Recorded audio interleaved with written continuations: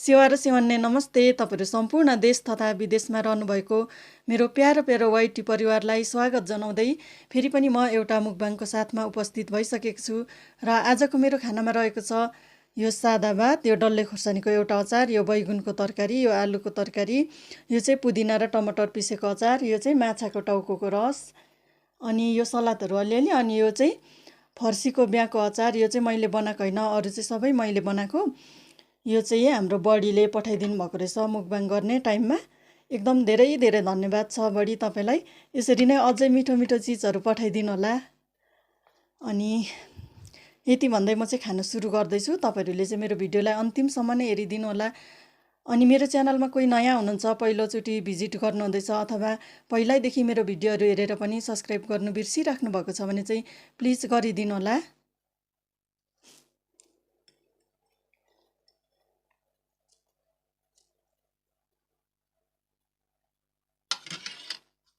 आज चाहिँ माछाको टाउकोको रससँग खान्छु, दालहरू बनाएको छुइनँ।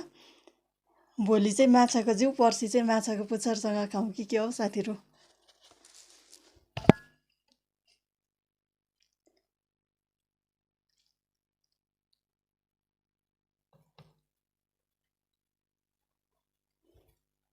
मुखै रसाइसक्यो। यो हेल्थको लागि चाहिँ एकदम राम्रो भनेर चाहिँ मैले माछाको टाउकोको रस बनाएको। सिम्पल, मसला तेलहरू बेसी नहालिकन सुरु गरेँ साथीहरू। म चाहिँ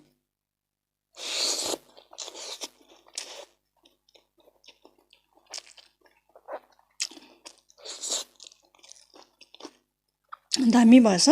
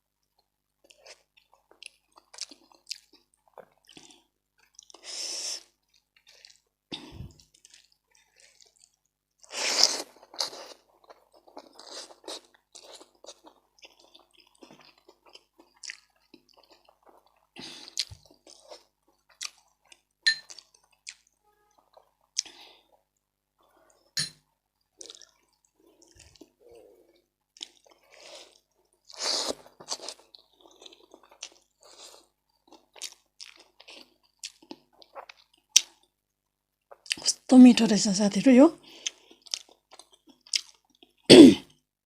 पर्सीको बिहामा के मिक्स गर्नुभएको हो बडीले, मिठो भएछ।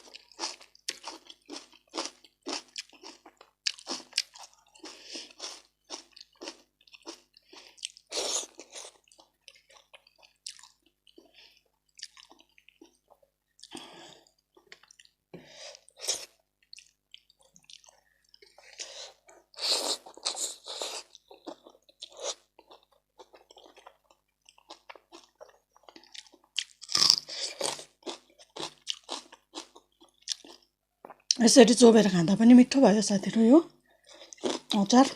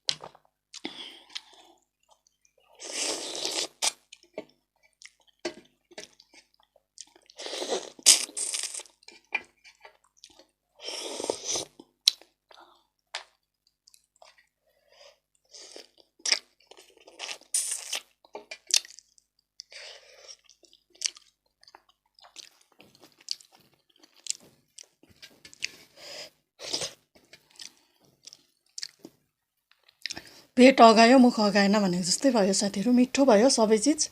सबभन्दा चाहिँ मलाई यो अचारै मन पर्यो, बडीले पठाइदिनु भएको। फेरि पनि एकपटक धन्यवाद बडीलाई धेरै धेरै।